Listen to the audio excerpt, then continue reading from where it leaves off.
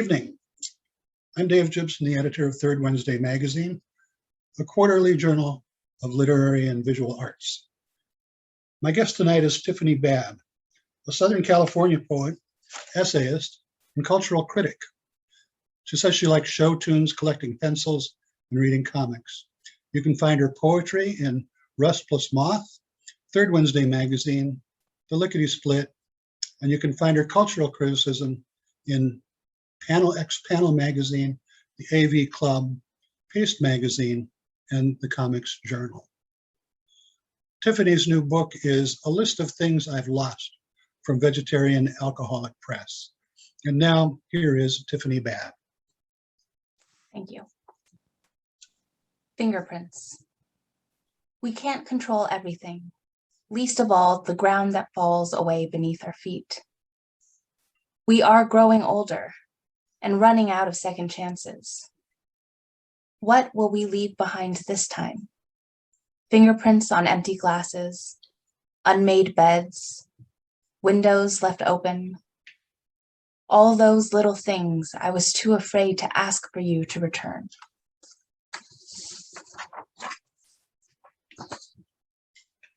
Slow recovery.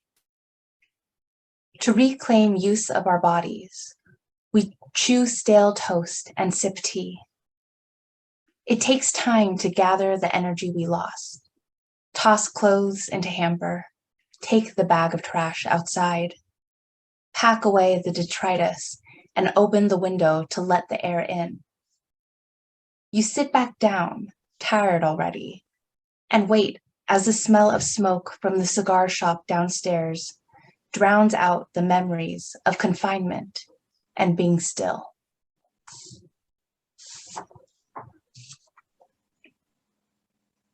At dawn, we are left emptier than we remember being. We do not reach for each other as we look to the sky.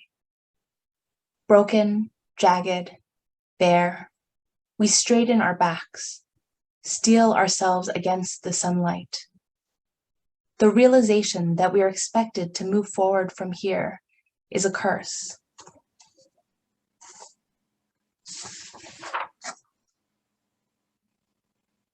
Seven years later.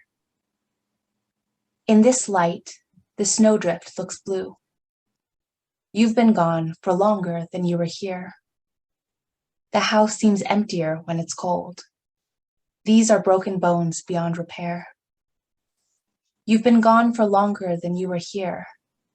Each year I see you less and less. These are broken bones beyond repair.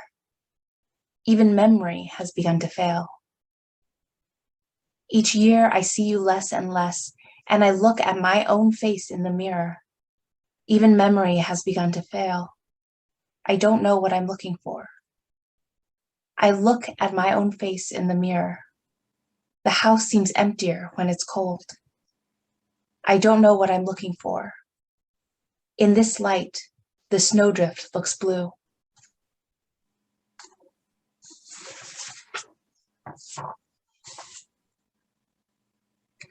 Before dawn. Our shadows meld, our bodies seizing from the inside, broken, breaking into pieces that we can't see or put back into place. We used to wonder how we appeared, sitting together on a park bench, heads bowed underneath streetlights, about to lose power.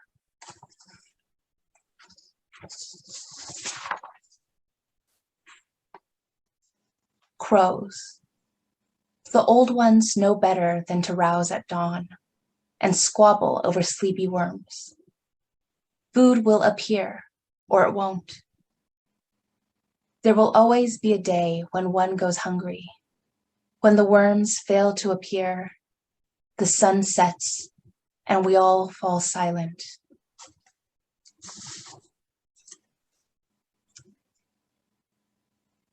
Breaking the lease. The keys clink as they slide down the sides of a manila envelope. I check that everything is in place and then seal it, grabbing hold of the accompanying slip of paper I always keep receipts, too nervous about throwing away anything important to trust the permanence of a garbage can. They accumulate in glove compartments, jacket pockets, and at the corners of tote bags, until the print fades and the paper grows, crisp and yellow.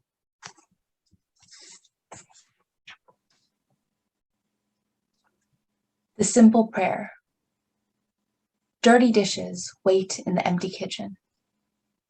Outside, blades of grass dip under the weight of dew, a humble offering to the silent hours.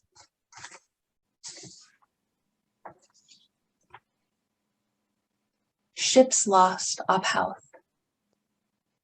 It takes time for our eyes to adjust to the cramped room lit by amber lamps and an old fireplace in the corner. Old men sit in circles, drinking beer and trading off from gossiping to grab guitars and sing. As I wait, I read the words carefully painted on the wall. Ships lost Ophouth. Below, a list of names like the Flying Dart, Roxanne, along with the year each ship was lost.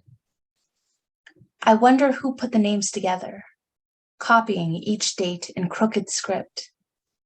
I remember that it takes work to remember, and that I have failed again and again to take part in the ritual of it, pressing my palms into the sand, knowing the tide will free my attempts into swirling clouds beneath the water.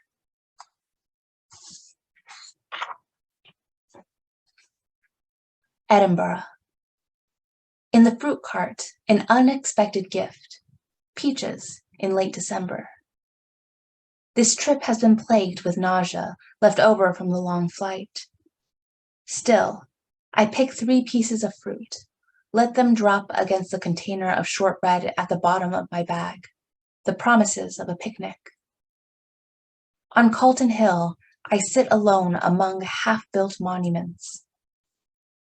The sun rises, melting frost into dew, and I bite into a peach, a million miles from home.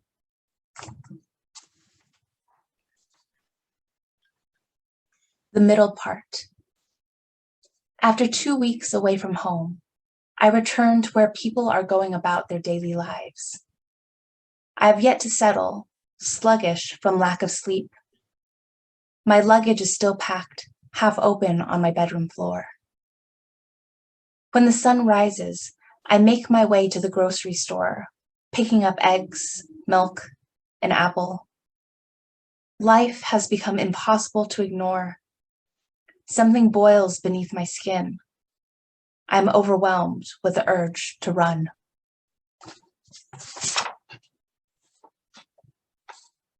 Iced coffee. Melting ice chips rattle against the walls of a plastic cup. Behind us, high school students pluck at out-of-tune guitars. Birds hop, leaving divots in the loose gravel at our feet. Plastic bottles click, and a gust of wind launches dust into our eyes. We blink the grit away and cry.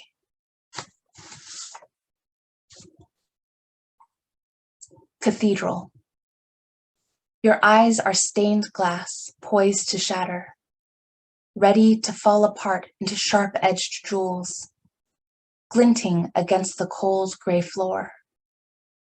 Your body remains sturdy, weather-beaten.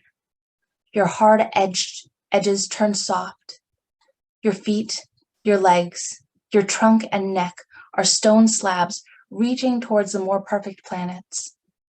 While I, too clumsy, too heavy and marred to ascend anywhere, tread with my ankles, sinking into earth, rooted, rooting. When the wind blows, my edges do not soften. I die. Thank you for listening. And thank you, Tiffany, for sharing with us some lovely imagery. That's all for now from Tiffany Babb, whose new book is A List of Things I've Lost from Vegetarian Alcoholic Press. This is Dave Gibson for Third Wednesday Magazine. Good night.